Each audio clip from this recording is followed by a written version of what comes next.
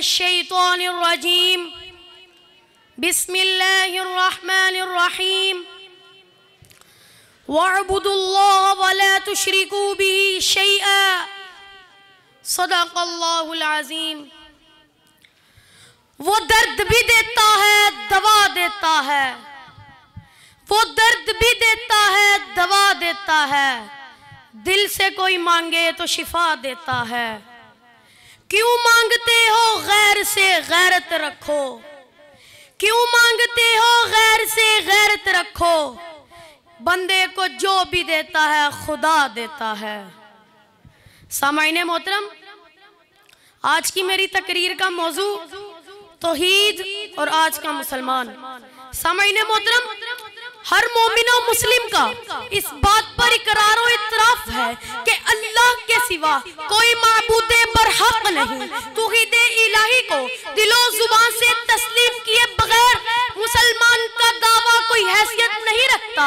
ابتدائی آفرینش سے لے کر آج تک جتنے بھی انبیاء کو مبعوث فرمایا، سب کی دعوت کا بنیادی نقطہ یہی تھا کہ لوگوں، تمہارا خالق و مالک صرف اللہ ہے، اللہ اکیلا ہے، اس کا کوئی شریک نہیں، نہ اس کی ربوبیت میں کوئی شریک ہے، نہ اس کی الوہیت میں کوئی شریک ہے، نہ اس کی اسماء و صفات میں کوئی شریک ہے۔ انسان اول آدم علیہ السلام کی دعوت کا محور بھی یہی تھا۔ نوح علیہ السلام نے اپنی قوم کو اسی کی دعوت دی۔ ابراہیم علیہ السلام نے لوگوں کو توحید الہی کی طرف بلایا۔ موسیٰ علیہ السلام نے دعوت توحید کا پرچار کیا۔ عیسیٰ علیہ السلام کی دعوت کا بنیادی نقطہ توحید الہی کی معرفت تھا۔ ہمارے پیارے پیغمبر محمد صلی اللہ علیہ وآلہ وسلم نے بھی توحید سے دعوت کا آغاز کیا۔ اسی لیے تو اللہ تعالیٰ نے قرآن میں فرمایا وَمَا أَرْسَلْنَا مِن قَبْلِكَ مِن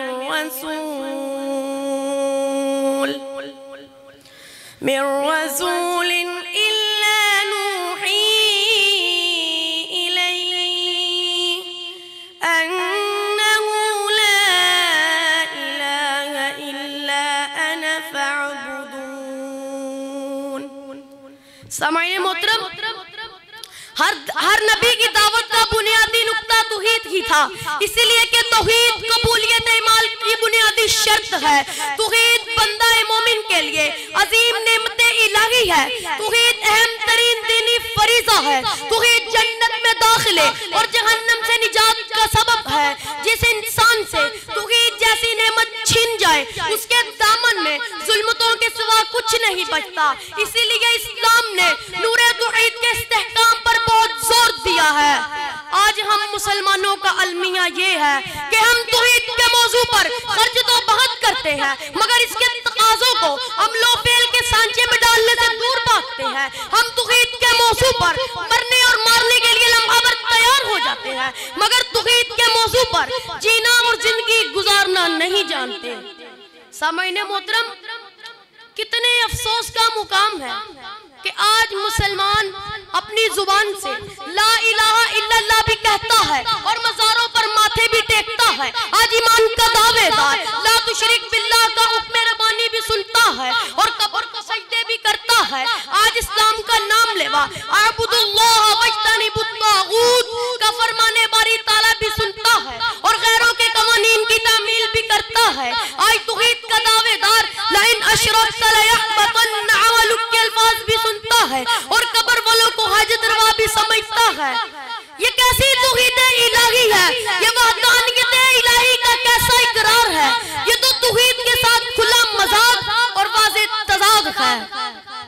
ایسی نامکمل توحید پر قدغن لگاتے ہوئے الطاف حسین حالی نے کہا تھا، کرے غیر گر بت کی پوجا تو کافر، جو ٹھہرائے خدا کا بیٹا تو کافر، مگر مومنوں پر کشادہ ہے راہیں، پرستش کرے شوق سے جس کی چاہیں، نبی کو جو چاہے خدا کر دکھائے، اماموں کا رتبہ نبی سے بڑھائے، شہیدوں سے جا جا کے مانگے دعائیں، نہ توحید میں کچھ خلل اس سے آئے، نہ اسلام بگڑے نہ ایمان جائے۔